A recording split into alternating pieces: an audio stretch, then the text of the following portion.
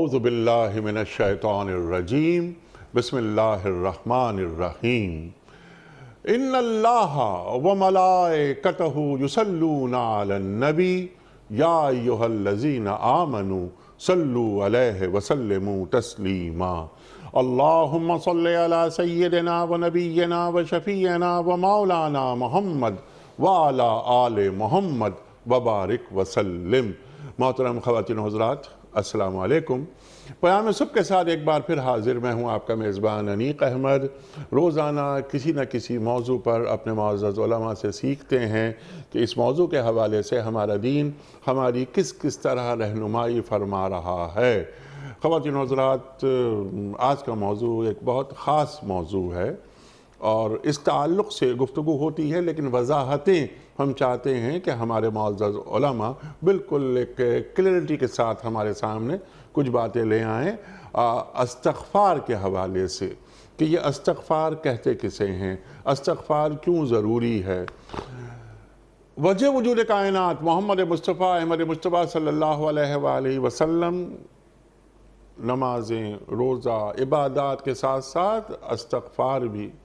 ام المومنین حضرت عائشہ صدیقہ رضی اللہ تعالی عنہا نے یہ فرمایا کہ آپ تو بخشے بخشائے ہیں، آپ وجہ وجود کائنات ہیں، لولاک لما خلقت الافلاک، آپ یہ استغفار یہ کیوں پڑھتے ہیں؟ آپ نے فرمایا صلی اللہ علیہ وآلہ وسلم نے کہ افلا اکون عبدا شکورا، کہ اے عائشہ رضی اللہ عنہا کہ کیا میں اللہ تعالیٰ کا شکر گزار بندہ نہ بنوں؟ خواتین و حضرات، فسبح بحمد ربک واستغفرہ انہ کان توابا، قرآن کریم ارشاد فرماتا ہے۔ انبیاء کی سنت استغفار۔ ربنا ظلمنا انفسنا وَإِن لَمْ تَغْفِرْ لَنَا وَتَرْحَمْنَا لَنَكُونَنَّ مِنَ الْخَاسِرِينَ۔ حضرت آدم علیہ السلام کی دعا، موسیٰ علیہ السلام فرما رہے ہیں کہ رب انی ظلمت نفسی فاغفر لی فغفر لہ۔ خواتین و حضرات، استغفار کہتے کسے ہیں؟ استغفار اور توبہ میں کیا فرق ہے؟ سید الاستغفار کون سے کلمے ہیں؟ اس پر بھی بات کروائیں گے اپنے معزز علماء سے، اور ایک سوال اور ایک بات یہ بھی رکھیں گے سیکھنے کے لیے کہ جب بندہ کسی غلطی یا کسی گناہ یا کسی جرم کے ارتکاب کے بعد اللہ تعالیٰ کی جانب رجوع کرتا ہے، استغفار کرتا ہے، توبہ کرتا ہے، پلٹتا ہے، تو یہ عمل اللہ تعالیٰ کے نزدیک کیسا عمل ہے؟ یہ بتائیں گے ہمیں محترم ڈاکٹر مولانا محمد اسد تھانوی صاحب، کراچی میں تشریف فرما ہیں ہمارے ساتھ۔ کون آپ سے واقف نہیں، ہمارے ملک کا بہت معروف اور مقبول نام محترم ڈاکٹر مولانا محمد اسد تھانوی صاحب تشریف فرما ہیں۔ اسلام آباد میں استاد الاساتذہ محترم ڈاکٹر حبیب الرحمن عاصم صاحب۔ خواتین و حضرات، ڈاکٹر صاحب پڑھاتے ہیں انٹرنیشنل اسلامک یونیورسٹی اسلام آباد میں، پیام صبح کا لازمی جز تشریف لاتے ہیں اور ہمیشہ ہم سب ڈاکٹر صاحب سے سیکھتے ہیں۔ دونوں معزز مہمانوں کو خوش آمدید کہتا ہوا پروگرام کا آغاز کرنا چاہوں گا اللہ تعالیٰ کے بابرکت نام سے، سورۃ الحدید اور آیت نمبر 21 اعوذ باللہ من الشیطان الرجیم بسم اللہ الرحمن الرحیم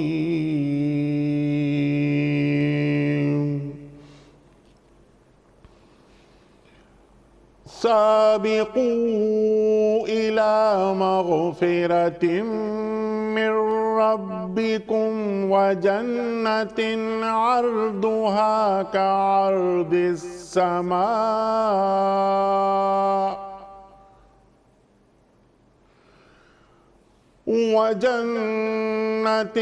عرضها كعرض السماء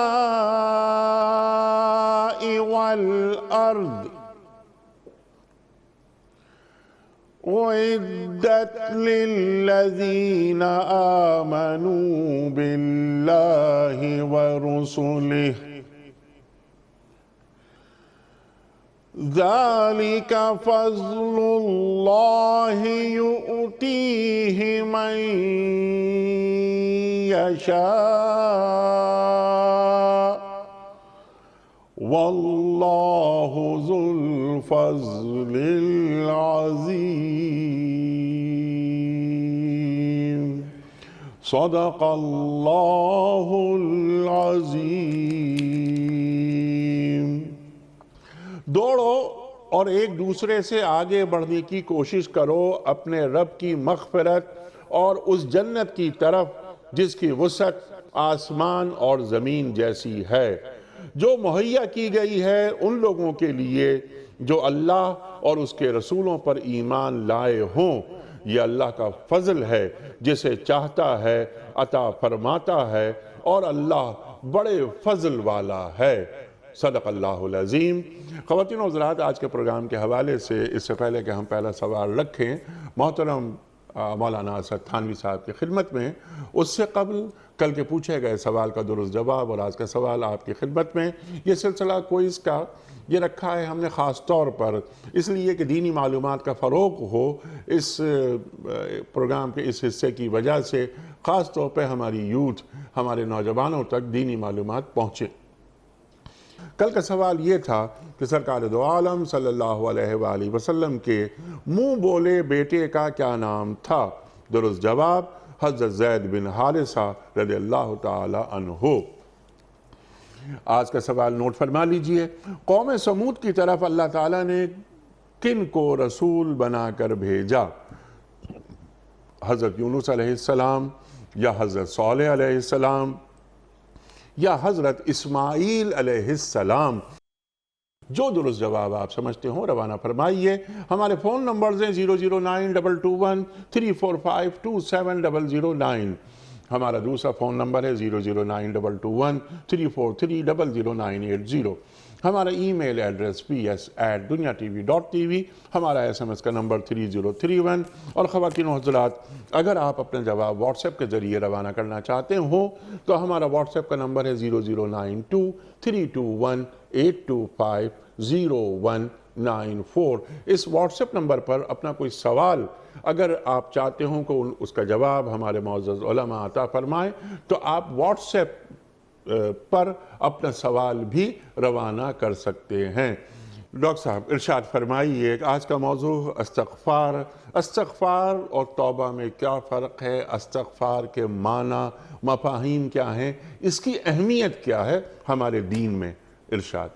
بسم اللہ الرحمن الرحیم، نحمدہ ونصلی علی رسولہ الکریم۔ انیس صاحب، قرآن پاک کا اگر مطالعہ کیا جائے تو 100 سے زیادہ ایسی آیات ہیں جن میں اللہ جل جلالہ نے استغفار کرنے، مغفرت طلب کرنے، گناہوں کی معافی مانگنے، توبہ کرنے کے بارے میں ارشاد فرمایا ہے۔ اور جناب رسول اللہ صلی اللہ علیہ وسلم کا فرمان ہے، فرمایا کہ کلکم خطاؤن وخیر الخطائین التوابون، کہ تم میں سے تمام کے تمام لوگ خطا کار ہیں۔ ہر انسان سے صرف نبی معصوم ہوتے ہیں، غیر نبی جتنے ہیں ان سے کوئی نہ کوئی غلطی سرزد ہو جاتی ہے۔ فرمایا کلکم خطاؤن، تم سب کے سب خطا کار ہو، وخیر الخطائین التوابون، اور لیکن تم میں بہترین خطا کار وہ ہیں جو اللہ سے معافی مانگ لیں، توبہ کر لیں، استغفار پڑھ لیں، مغفرت طلب کر لیں۔ علماء نے لکھا کہ بڑے سے بڑا بھی گناہ ہو جائے، اگر اللہ کی بارگاہ میں آدمی حاضر ہو جائے اور اللہ کی بارگاہ میں حاضر ہو کر 2 ندامت کے آنسو بہا لے تو گناہوں کے سلیٹ کو اللہ تعالیٰ صاف فرما دیتے ہیں۔ سبحان اللہ۔ قرآن پاک میں اللہ تعالیٰ نے فرمایا، ایک تو آیت بھی آپ نے تلاوت کی، فَسَبِّحْ بِحَمْدِ رَبِّكَ وَاسْتَغْفِرْ إِنَّهُ كَانَ تَوَّابًا، دوسری جگہ ہے۔ تو اللہ تعالیٰ فرماتے ہیں کہ اللہ سے توبہ مانگو۔ اور استغفار کے بارے میں سب سے خوبصورت جو آیت ہے وہ حضرت نوح علیہ السلام کے تذکرے میں ہے کہ فَقُلْتُ اسْتَغْفِرُوا رَبَّكُمْ إِنَّهُ كَانَ غَفَّارًا يُرْسِلِ السَّمَاءَ عَلَيْكُمْ مِدْرَارًا وَيُمْدِدْكُمْ بِأَمْوَالٍ وَبَنِينَ وَيَجْعَلْ لَكُمْ جَنَّاتٍ وَيَجْعَلْ لَكُمْ أَنْهَارًا۔ سبحان اللہ۔ آپ دیکھیے کہ کیا خوبصورت آیت ہے کہ نوح علیہ السلام کہتے ہیں فَقُلْتُ اسْتَغْفِرُوا رَبَّكُمْ، کہ میں نے اپنی قوم سے کہا کہ تم اللہ سے معافی مانگو، استغفار پڑھو، جس کے نتیجے میں اللہ تعالیٰ تمہارے گناہوں کو معاف کر دے گا، اور ایڈیڈ ایڈوانٹیج یہ ہوگا کہ اللہ جل جلالہ تو ہماری مدد کرے گا مال سے اور بیٹوں سے، یعنی مال کو بڑھا دے گا، اولاد کو بڑھا دے گا، بیٹوں میں بڑھا دے گا، وَيَجْعَلْ لَكُمْ جَنَّاتٍ، اور تمہارے لیے باغات بنائے گا، تمہارے لیے بارش برسائے گا، تمہارے لیے کھیتیاں بڑھائے گا، یعنی دنیاوی اموال میں نسلی طور پہ بھی اور مالی طور پہ بھی اللہ تعالیٰ تمہارے لیے اضافہ فرمائیں گے۔ بیت اللہ کا جو پردہ ہے اس پہ بھی ایک آیت بڑی خوبصورت قرآن پاک کی لکھی ہوئی ہے، اور کہ وَمَنْ يَعْمَلْ سُوءًا أَوْ يَظْلِمْ نَفْسَهُ ثُمَّ يَسْتَغْفِرِ اللَّهَ يَجِدِ اللَّهَ غَفُورًا رَحِيمًا۔ قرآن پاک کی آیت کا مطلب یہ ہے کہ وَمَنْ يَعْمَلْ سُوءًا، کسی آدمی سے گناہ کا ارتکاب ہو گیا، او یظلم نفسہ، کوئی ایسا کام کیا جو شریعت اسلامی کے خلاف تھا، اپنے نفس، ثم یستغفر اللہ، پھر اللہ سے معافی مانگ لی، یجد اللہ غفور الرحیمہ، فرمایا جیسے ہی تم نے اللہ سے معافی مانگی تم اللہ جل جلالہ کو اس حال میں پاؤ گے کہ وہ نہ صرف ہے کہ تمہاری بخشش اور مغفرت کرنے والا ہوگا، یعنی تمہارے گناہوں کو معاف کر کے تمہاری بخشش اور تمہاری بخشش کا اور مغفرت کا فیصلہ کرے گا، بلکہ تم پہ رحم بھی نازل کرے گا۔ سبحان اللہ۔ اسی طرح قرآن پاک میں تقریباً 100 کے قریب آیات ہیں، اور علماء نے لکھا سب سے بڑی بات آپ یہ دیکھیں، فَاسْتَغْفِرُوهُ يُمْدِدْكُمْ بِأَمْوَالٍ وَبَنِينَ، کہ آدمی جو توبہ مانگ رہا ہے، جو ندامت کے آنسو بہا رہا ہے، جو توبہ کر رہا ہے، جو استغفار کی تسبیح پڑھ رہا ہے، وہ تو اس لیے پڑھ رہا ہے کہ اللہ میں گناہ گار ہوں، میں خطا کار ہوں، آپ میرے گناہوں کو معاف کر دیجئے، مجھے بخش دیجئے، میری بخشش اور مغفرت کر دیجئے۔ وہ یہ نہیں کہہ رہا کہ میرا مال بڑھا دے، میرا روپیہ بڑھا دے، مجھے گھر بڑھا دے مجھے نہیں۔ اللہ تعالیٰ فرماتے ہیں کہ ہم تمہاری بخشش مانگنے سے اور مغفرت مانگنے سے اور استغفار کرنے سے اور توبہ کرنے سے اتنے خوش ہوتے ہیں کہ یمددکم باموال وبنین، کہ تمہارے بغیر مانگے بھی ہم تمہارے مال میں بھی اضافہ کر دیتے ہیں اور بیٹوں میں بھی اضافہ کر دیتے ہیں۔ سبحان اللہ۔ لیکن اس میں سب سے بڑی جو اہم بات ہے وہ یہ ہے کہ اگر میں کسی غلطی کا ارتکاب کرتا ہوں، میں کسی گناہ کا ارتکاب کرتا ہوں اور مجھے احساس ہوتا ہے، تو توبہ وہ توبہ ہے، استغفار وہ استغفار ہے کہ اس کے بعد میں اس کو نہ کروں۔ ٹھیک ہے۔ یعنی جو عمل اگر میں دکان پہ بیٹھ کے کم تول رہا تھا، ملاوٹ کر رہا تھا، ناجائز زمینوں پہ قبضے کر رہا تھا، سود کے شیر مادر کی طرح ہضم کر رہا تھا، بہنوں کی میراث کھا گیا تھا، جوان بھائی مر گیا اس کے بچوں کا مال غصب کر لیا، اگر یہ میں تمام حرکتیں ان میں سے کوئی حرکت کر رہا تھا اور مجھے پتا لگا، تو جب توبہ میری اللہ کے ہاں جب قبول، ورنہ عرش سے ٹکرا کے واپس آ جائے گی جب میں اس کام سے بھی توبہ کر لوں، ٹھیک، اس غلطی سے بھی توبہ کر لوں۔ وہ ایک بڑا اچھا فارسی کا شعر ہے، صبح برکف توبہ برلب دل پر ذوق گناہ، معصیت را خندمی آیت بر استغفار ماں۔ میں دکان سے اٹھ کے مسجد میں گیا، صبح برکف ہاتھ میں میرے، توبہ برلب نماز کے بعد توبہ مانگا، وہ دل پر ذوق گناہ، کہ اللہ جو میں کم تول رہا تھا بیٹھ کر، جو میں ملاوٹ کر رہا تھا، جو میں جھوٹ بول کر مال بیچ رہا تھا، بس نماز کے بعد جا کے دوبارہ یہ کام کروں گا۔ تو شاعر کہتا ہے معصیت را خندمی آیت بر استغفار ماں، کہ ایسے استغفار کے اوپر معصیت کو بھی ہنسی آتی ہے۔ اور آپ نے استغفار کے کلمات قرآن پاک کی بہت ساری آیات ہیں، وہ ہے قُلْ يَا عِبَادِيَ الَّذِينَ أَسْرَفُوا عَلَىٰ أَنفُسِهِمْ لَا تَقْنَطُوا مِن رَحْمَةِ اللَّهِ إِنَّ اللَّهَ يَغْفِرُ الذُّنُوبَ جَمِيعًا إِنَّهُ هُوَ الْغَفُورُ الرَّحِيمُ۔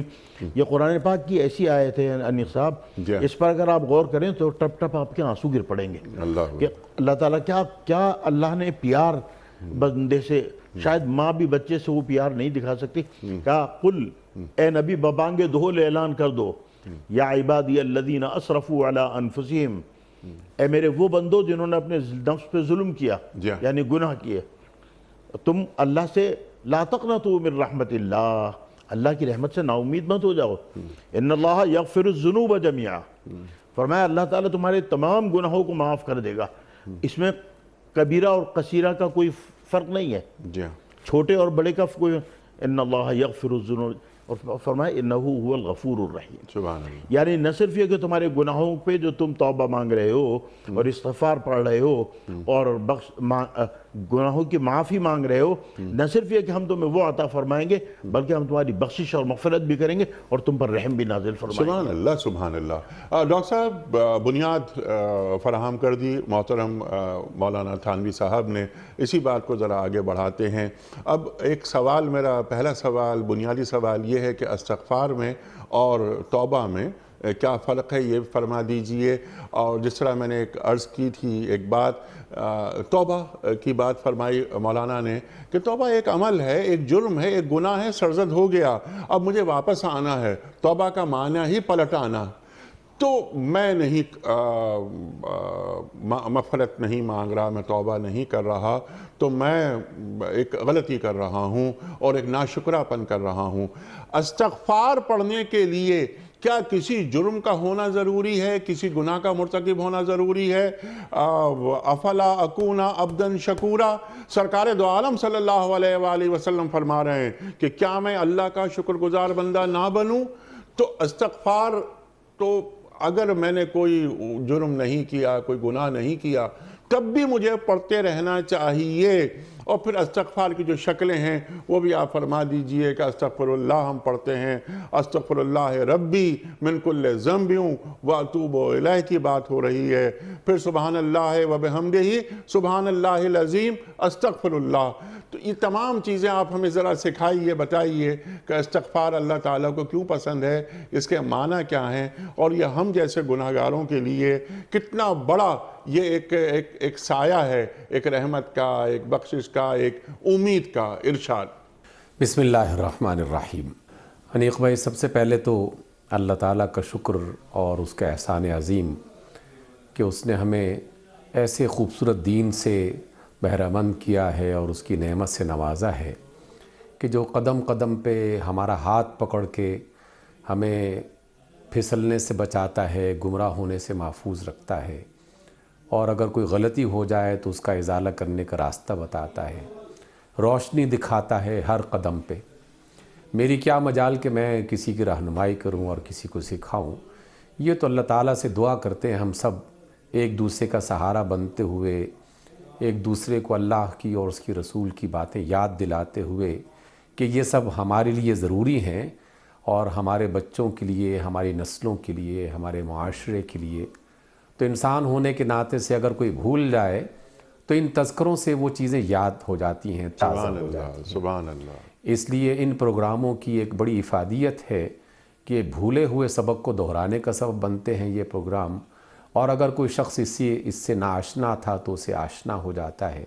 اور بعض ہم جیسے لوگ جو ہیں اگر کسی غفلت کے شکار ہو جائیں تو غفلت سے نکالنے کا یہ سبب بنتے ہیں. سبحان اللہ. اللہ تعالی ہمیں ایسی مجالس عطا بھی کرتا رہے اور ہمیں اس کا حصہ بننے کی توفیق بھی عطا کرتا رہے. انیق بھائی، اس میں استغفار کے حوالے سے جو سب سے بنیادی بات قرآن و سنت کی روشنی میں سمجھ میں آتی ہے، جس کا اللہ رب العزت نے بارہا ذکر کیا، مفتی صاحب نے اشارہ بھی کیا کہ اللہ رب العزت اپنے بندے انسان کے ساتھ جس قدر محبت رکھتا ہے، اس کائنات میں شاید ہی کسی اور چیز سے اتنا لگاؤ اور اتنی محبت ہے اللہ تعالیٰ. سبحان اللہ. سبحان اللہ. انسان کی بناوٹ میں، انسان کی فضیلت میں، انسان کی صلاحیتوں میں، انسان کے مرتبے میں، اس نے جو کچھ بھی اللہ رب العزت نے ہمیں عطا کیا ہے، کائنات کی کسی بھی مخلوق کے مقابلے میں اس کا موازنہ کر دیا جائے تو پتہ چلتا ہے کہ اللہ تعالیٰ کی کوئی خاص مہربانی تھی جو اس نے انسانوں کے ساتھ کی. جس اللہ نے انسان کو اتنے مرتبوں، اتنی رحمتوں سے نوازا، اتنے صلاحیتوں سے نوازا، وہ یہ بھی جانتا ہے اور وہ خالق ہے ہمارا کہ اس نے انسان کو بناتے ہوئے اس کے اندر کچھ کمزوریاں بھی رکھ دی تھیں. وہ خود بتاتا ہے کہ ہم نے تمہیں بے صبرہ بنایا ہے، تھوڑ دلا بنایا ہے، بھول جانے والا بنایا ہے، جلد باز بنایا ہے، شیطان کے بہکاوے میں تم جلد آ جاتے ہو، حریص بنایا ہے، لالچ تمہارے اندر پائی جاتی ہے. ان تمام کمزوریوں سے وہ ہم سے زیادہ واقف ہے. ٹھیک.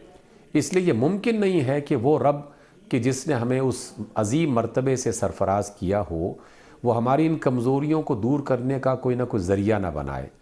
اس لیے اللہ رب العزت نے استغفار کو اور توبہ کو ان کمزوریوں پر قابو پانے کے لیے اور ان پر غالب آنے کے لیے ایک ذریعہ بنایا ہے۔ اس سے ہماری عبادتوں میں رونق پیدا ہوتی ہے اور اللہ تعالیٰ کی قربت حاصل کرنے کا اسے ذریعہ اللہ رب العزت نے بنایا۔ جہاں تک استغفار کا تعلق ہے تو ہم سب جانتے ہیں کہ استغفار جو ہے یہ تو مغفرت طلب کرنا ہے، اور جب ہم مغفرت کہتے ہیں تو کوئی بھی ایسی غلطی، کوئی بھی ایسی کوتاہی کہ جس کی بنا پر ہمیں یہ خبر ہو یا نہ بھی خبر ہو لیکن اس کے بارے میں یہ بتا دیا جائے کہ اللہ رب العزت اور اس کے رسول کو یہ پسند نہیں تھا، اللہ تعالیٰ اس سے ناراض ہو جاتا ہے، تو ہمیں فوراً اس احساس کو زندہ کرتے ہوئے اپنے اللہ سے یہ درخواست کرنا ہوتی ہے کہ اللہ ہمیں اس غلطی سے پاک کر دے، گویا کہ ہم اس سے مغفرت طلب کرتے ہیں۔ اور اسی وجہ سے اللہ تعالیٰ کے ناموں میں سے ایک نام الغافر بھی ہے، غافر الذنب وقابل التوب کا لفظ جو ہے وہ اللہ رب العزت نے استعمال کیا کہ یہ جو ہے وہ گناہوں کو معاف کر دیتا ہے، گناہوں کو دھو دیتا ہے، جیسے مفتی صاحب نے ایک لفظ استعمال کیا کہ اس کی سلیٹ دوبارہ سے صاف ہو جاتی ہے۔ سبحان اللہ۔ لیکن آپ نے ایک بڑا اچھا جو ہے وہ نقطہ اٹھایا کہ کیا کسی گناہ کے بعد ہی استغفار کرنا چاہیے؟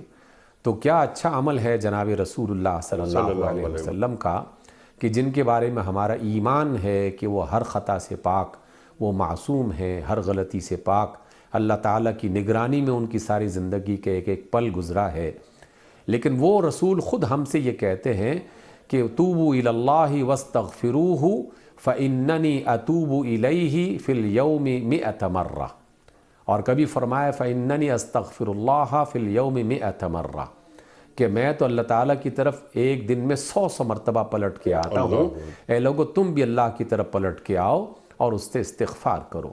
استغفار بذات خود عبادت کا ایک حصہ ہے۔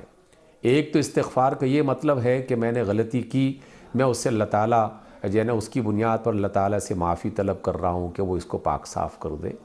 جب بھی میں استغفار کرتا ہوں تو در حقیقت اللہ تعالیٰ کی کسی نہ کسی بڑائی کا ذکر کرتا ہوں، اس کی تسبیح کرتا ہوں، اس کی عظمتوں کا اظہار کرتا ہوں، اور یہ بذات خود اللہ تعالیٰ کو راضی کرنے کا ایک بہت بڑا ذریعہ ہے۔ اور آداب مغفرت میں یہ بنیادی ادب ہے کہ جس اللہ سے یہ چیزیں طلب کی جا رہی ہیں سب سے پہلے اس کی حمد بیان کی جائے اور اس کی عظمتوں کو یاد کیا جائے، اقرار کیا جائے کہ اللہ تو بڑا ہے اور میں ادنا ہوں، تو ہر چیز کو معاف کرنے کی صلاحیت رکھتا ہے، میں گناہوں میں مبتلا ہونے والا فرد ہوں، کمزور ہوں۔ تو یہ بذات خود اللہ تعالیٰ کی عبادت کا ایک طریقہ ہے۔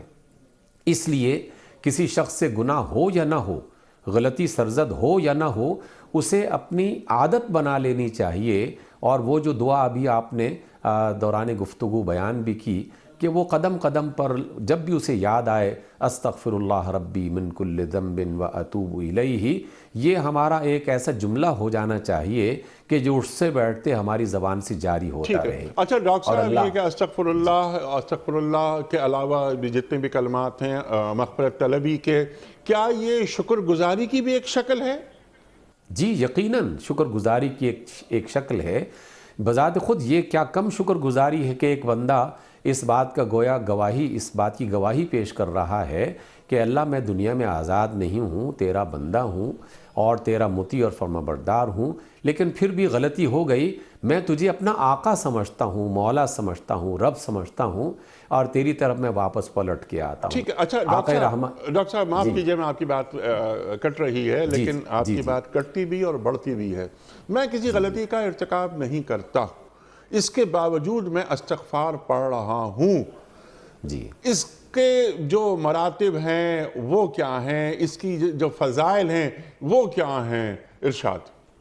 دیکھیے، جیسے جیسے انسان اللہ تعالیٰ کی قربت حاصل کرنے کے لیے مختلف طریقے استعمال کرتا ہے، جن میں سے استغفار کے کلمات جو اللہ تعالیٰ کی حمد و ثنا ہی کی مختلف شکلیں ہیں، جب وہ ان کو اختیار کرتا ہے تو اگر تو کوئی غلطی تھی تو وہ پاک ہو جاتی ہے، اور اگر کوئی غلطی نہیں تھی تو اللہ تعالیٰ اس عبادت کو ضائع تو نہیں کرتا، اس سے انسان کے مرتبے کو بلند کرتا ہے، اور آہستہ آہستہ اس کے دل کے اندر ایک ایسی کیفیت پیدا ہو جاتی ہے کہ جیسے کوئی شخص اپنی حفاظت کے لیے چاروں طرف حصار بنانا شروع کر دے اور ایک مضبوط حصار بنا کر اس کے اندر محفوظ ہو جائے، تو وہ شخص جو اللہ تعالیٰ کی بڑائی مستقل کرتا رہتا ہے، اس کی زبان اس سے رطب اللسان رہتی ہے، یعنی اس میں تر رہتی ہے، تو گویا شیطان کے وسوسوں سے، شیطان کے شر سے بچنے کا اس نے ایک حصار قائم کر دیا ہے، تو اس کی عظمتوں میں اضافہ بھی ہوتا ہے اور شیطان کے وسوسوں سے بچنے کا ذریعہ بھی بنتا ہے۔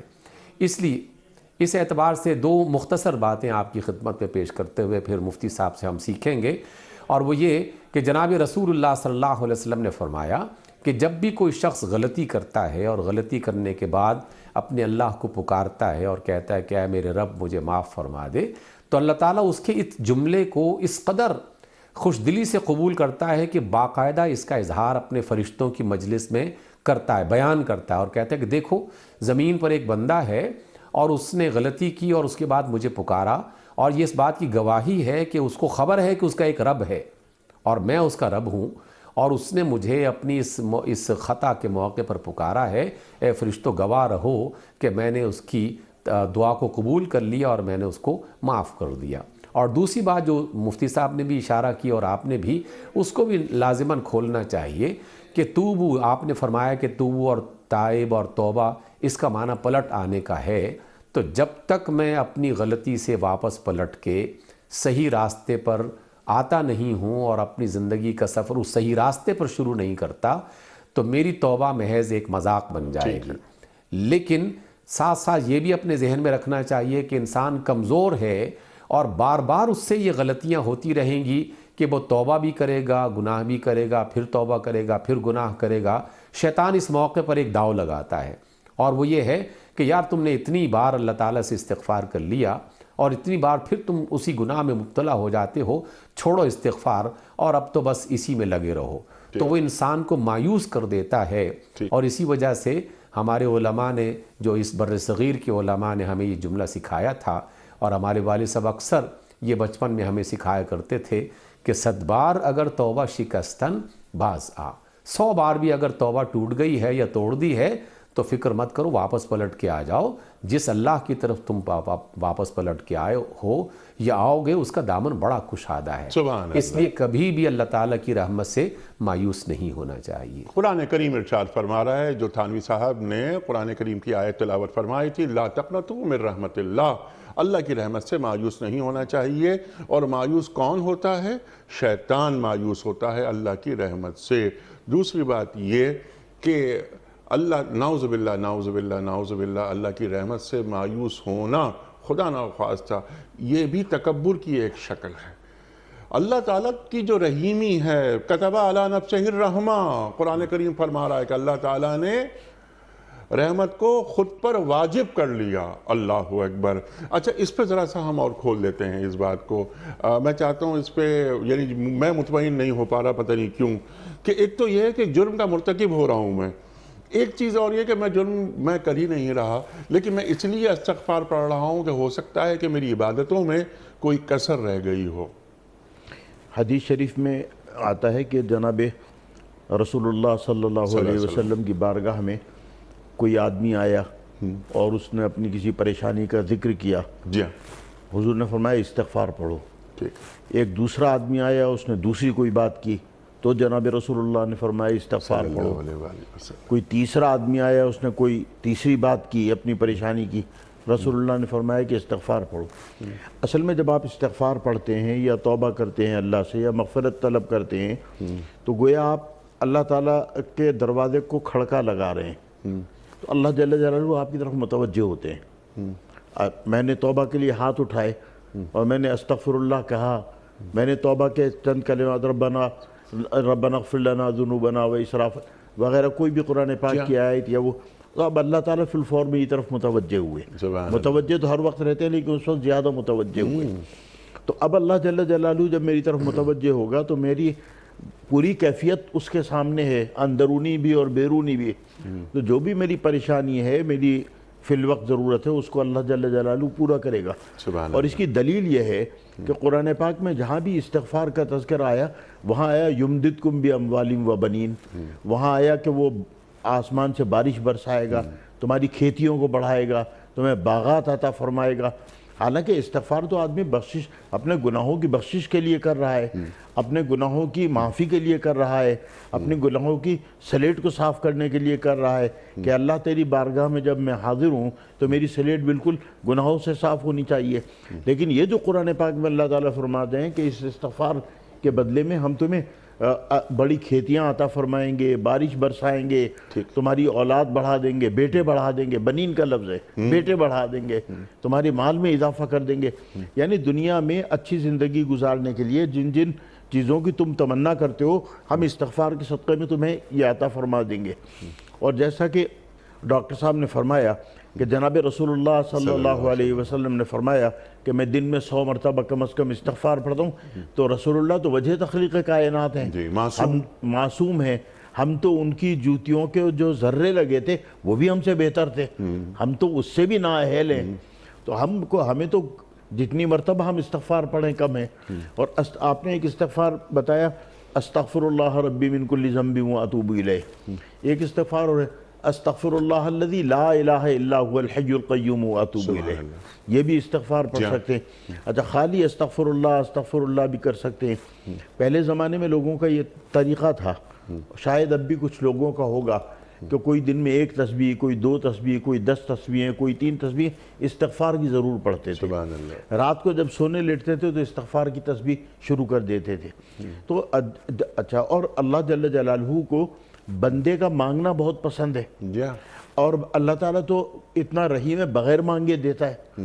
ہماری زندگی میں بہت ساری جو نعمتیں اللہ تعالیٰ نے عطا فرمائیں وہ ہمارے مانگنے پہ دی، بہت سی ہماری خواہش پہ دی، لیکن لا تعداد ایسی بھی نعمتیں ہیں جو بغیر مانگے اور بغیر خواہش کے اللہ تعالیٰ نے عطا فرما دی، یہ اس کے رحیمی ہے۔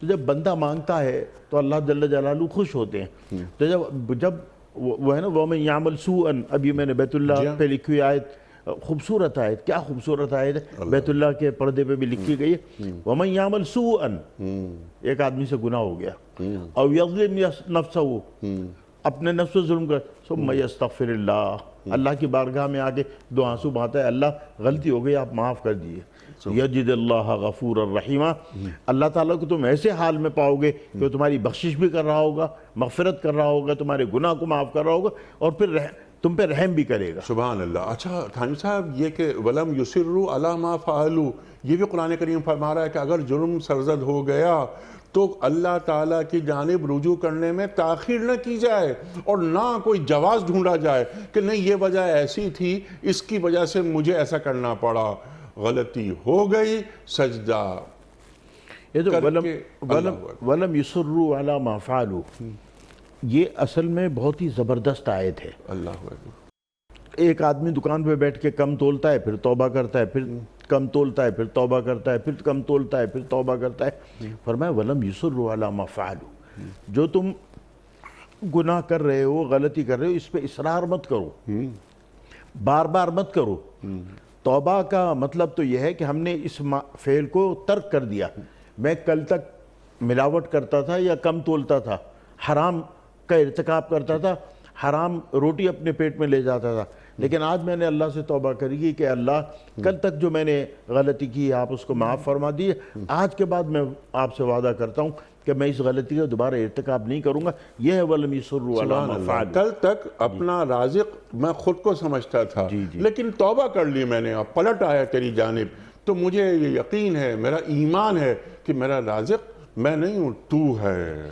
اللہ اکبر۔ آپ نے رزق کی بات کی، جناب رسول اللہ صلی اللہ علیہ وسلم نے فرمایا، اور جو انہوں نے فرمایا وہ پتھر کی لکیر ہے، پتھر کی لکیر مٹ سکتی ہے، ان کا فرمایا نہیں مٹ سکتا۔ فرمایا بچہ جب ماں کے پیٹ میں ہوتا ہے، ابھی دنیا میں نہیں آیا، اور اس پتلے میں روح ڈالی جا رہی ہے، تو فرشتہ اللہ جل جلالہ سے 4 سوالات کرتا ہے، اور وہ 4 فیصلے اللہ جل جلالہ فرماتے ہیں۔ ان میں سے 2 فیصلے بڑے اہم ہیں۔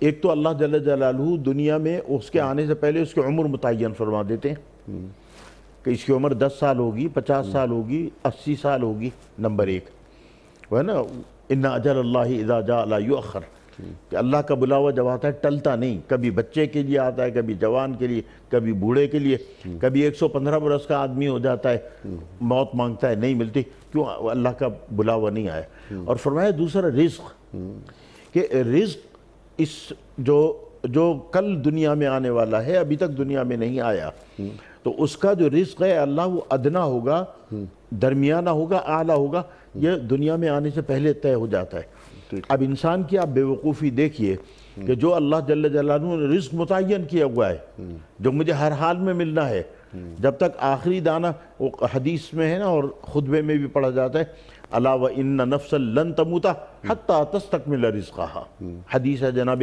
رسول اللہ صلی اللہ علیہ وسلم کی، الا وان نفسا لن تموت حتی تستکمل رزقہا، اے انسان تجھے موت اس وقت تک نہیں آئے گی جب تک تو اس پورے رزق کو استعمال نہ کر لے جو اللہ جل جلالہ نے تیرے مقدر میں لکھا ہے۔ پانی کی وہ آخری بوند جو میرے مقدر میں لکھی ہے، روٹی کا وہ آخری لقمہ جو میرے مقدر میں لکھا ہے، کپڑے کا وہ آخری چیتھڑا جو میرے مقدر میں لکھا ہے، جب تک میں ان چیزوں کو استعمال نہیں کر لوں گا میری موت نہیں آئے گی۔ کیوں؟ رزق اللہ جل جلالہ دینے والا ہے اور اللہ نے متعین کیا ہوا ہے۔ اچھا، اس ذیل میں ایک بات اور جو ہم آپ سے سیکھنا چاہ رہے ہیں کہ آپ نے بھی بات فرمائی، حضرت نوح علیہ السلام کا حوالہ بھی آپ نے دیا، قرآن کریم کی آیات فرمائی آپ نے۔ جب استغفار میں کر رہا ہوں تو اللہ تعالیٰ رزق میں اضافہ کر رہا ہے، تو وہ جو 4 چیزیں تو لکھ دی گئیں کہ رزق مجھے اتنا ملے گا، لیکن میں اپنی غلطیاں کرتا ہوں، ارتکاب کرتا ہوں غلطیوں کا، پھر اللہ تعالیٰ کے حضور میں آنسو بہاتا ہوں، مغفرت طلب کرتا ہوں، تو اللہ تعالیٰ میرے اس رزق میں اضافہ کر دیتا ہے جو میرے مقدر میں لکھ دیا گیا تھا۔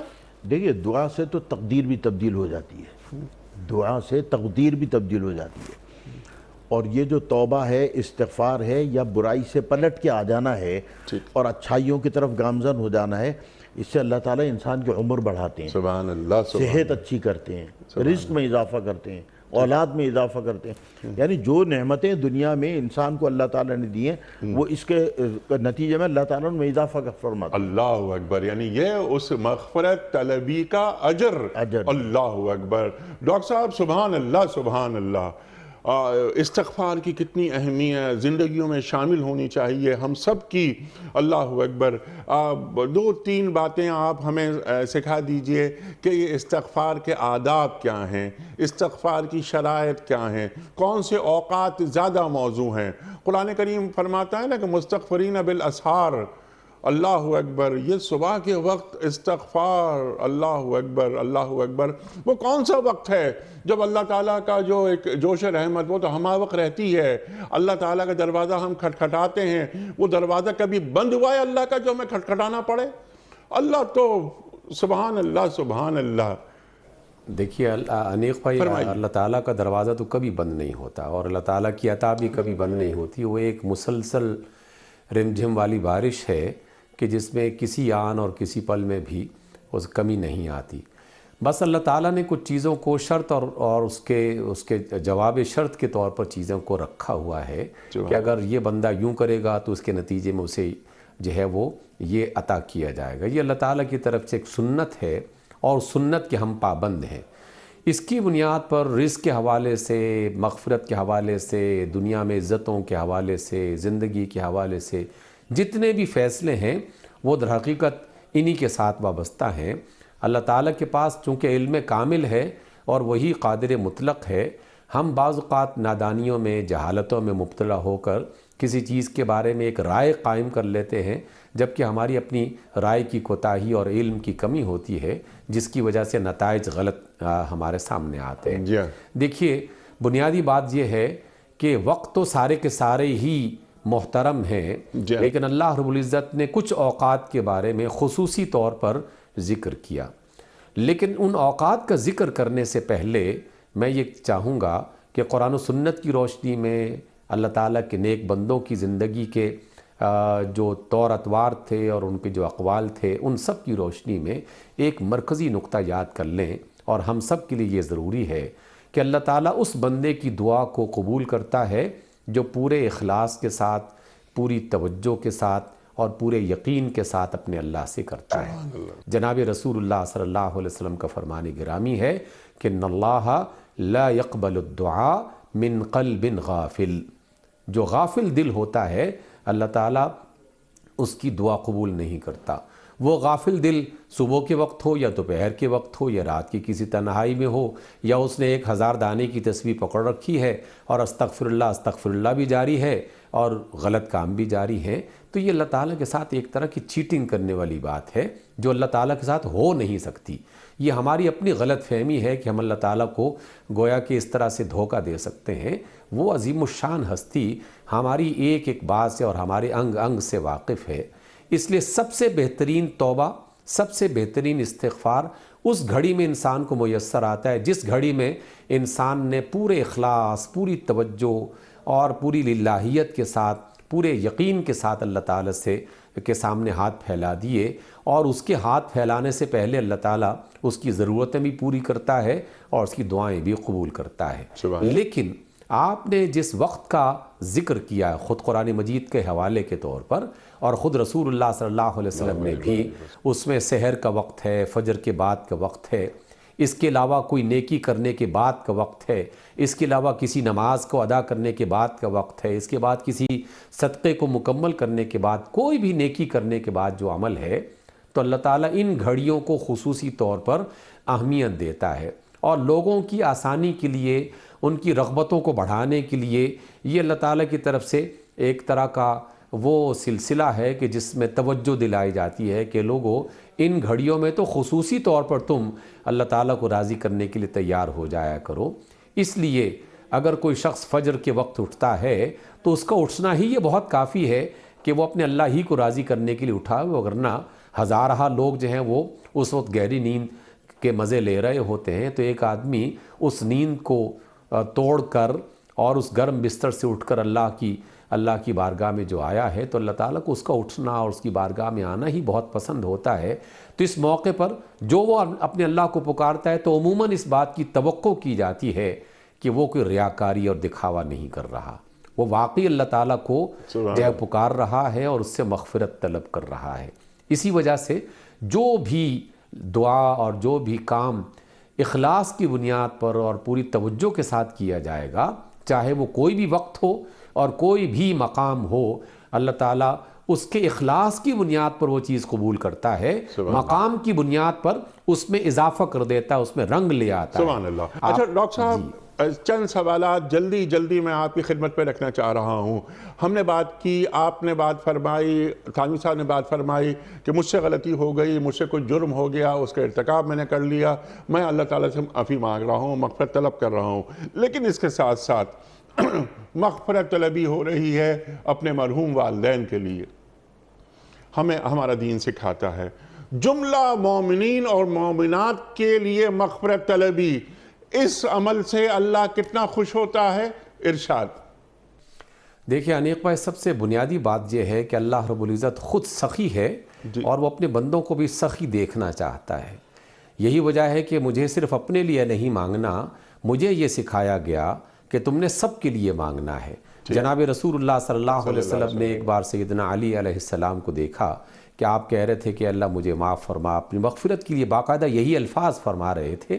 آپ علیہ السلام قریب سے گزرے اور کندھے پر ہاتھ تھپ تھپاتے ہوئے فرمایا کہ علی سب کے لیے دعا کرو، اور اپنے لیے دعا کرنا اور سب کے لیے دعا کرنا، ان کے درمیان میں اتنا فرق ہے جیسے زمین اور آسمان کا فرق ہوا کرتا ہے۔ اس لیے ایک مومن کو اپنے لیے دعا تو کرنا ہی ہے۔ دیکھیے ہمیں نمازوں کی دعاؤں میں باقاعدہ اس دعا کو شامل کر دیا گیا جس کا حوالہ آپ نے دیا ہے، رب اجعلنی مقیم الصلاۃ ومن ذریتی، اور ربنا اغفر لی ولوالدی، اور پورے سارے اہل ایمان کو اس میں شامل کر دیا گیا۔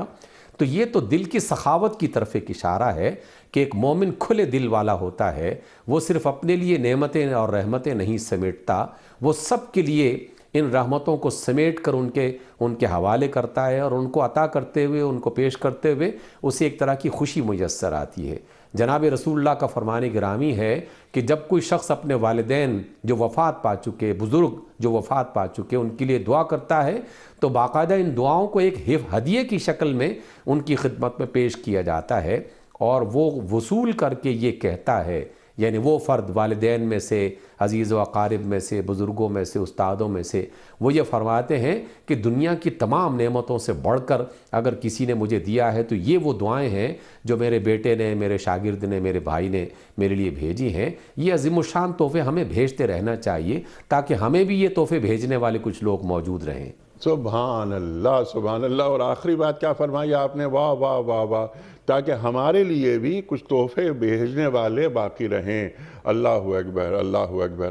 ہم اپنے مرحوم والدین کے لیے دعائیں، مغفرت طلبی، پھر اساتذہ کے لیے، کیا اچھی بات آپ نے فرمائی کہ اساتذہ کے لیے، مرحوم اساتذہ کے لیے بعد میں کیا، اللہ اکبر، اللہ اکبر، کیا اچھی بات کہ ہمارے دنیا سے چلے جانے کے بعد ہماری اولاد ہمارے لیے مغفرت طلب کرے۔ اللہ اکبر، آپ جیسے اساتذہ کے شاگرد مغفرت طلب کریں۔ اللہ اکبر۔ رب ارحمہما کما ربیانی صغیرا۔ سبحان اللہ، وہ تو والدین کے لیے، والدین کے لیے۔ سبحان اللہ، سبحان اللہ، رب ارحمہما کما ربیانی صغیرا۔ سبحان اللہ۔ تھانوی صاحب میں آپ کا بڑا ممنون، آپ تشریف لائے۔ ڈاکٹر صاحب آپ کا بڑا ممنون، آپ تشریف لائے۔ خواتین و حضرات، یہ استغفار کیا ہوتا ہے، اس کا مفہوم کیا ہے، استغفار اور توبہ کے حوالے سے ہمارے معزز علماء نے ہمیں تعلیم کیا کس قدر ضروری ہے استغفار۔ اور سب سے بڑھ کر جو بات پوری گفتگو میں آئی وہ یہ کہ سرکار دو عالم صلی اللہ علیہ وآلہ وسلم جو وجہ وجود کائنات اور معصوم عن الخطا، اللہ اکبر، اللہ اکبر، آپ بھی استغفار کا ورد کرتے رہے۔ اللہ، صرف کیا میں، اے عائشہ صدیقہ رضی اللہ عنہا، کہ کیا میں اللہ کا شکر گزار بندہ نہ بنوں؟ تو اللہ تعالیٰ کی شکر گزاری کے لیے بھی استغفار کا ورد ضروری ہے۔ خواتین و حضرات، بہت ساری باتیں، بہت سارے استغفار ہمارے دونوں معزز علماء نے ہمیں تعلیم فرمائے، لیکن جو تھانوی صاحب نے فرمایا کہ اگر کوئی طویل لمبا استغفار یاد نہیں تو استغفر اللہ، استغفر اللہ، استغفر اللہ ہی پڑھتے رہنا چاہیے۔ اور کم از کم 3 تسبیحیں آپ نے فرمائی کہ 3 تسبیحیں استغفار کی ضرور پڑھنی چاہیے۔ خواتین و حضرات، وقت مکمل ہوا، بہت ساری گفتگو مزید ہو سکتی ہے لیکن وقت محدود اور گفتگو لامحدود۔ کوئز، کل کا سوال یہ تھا کہ سرکار دو عالم صلی اللہ علیہ وآلہ وسلم کے منہ بولے بیٹے کا کیا نام تھا؟ درست جواب حضرت زید بن حارثہ رضی اللہ تعالی عنہ۔ آج کا سوال نوٹ فرما لیجئے۔ قوم سمود کی طرف اللہ تعالیٰ نے کن کو رسول بنا کر بھیجا؟ حضرت یونس علیہ السلام، یا حضرت صالح علیہ السلام، یا حضرت اسماعیل علیہ السلام؟ جو درست جواب آپ سمجھتے ہوں روانہ فرمائیے۔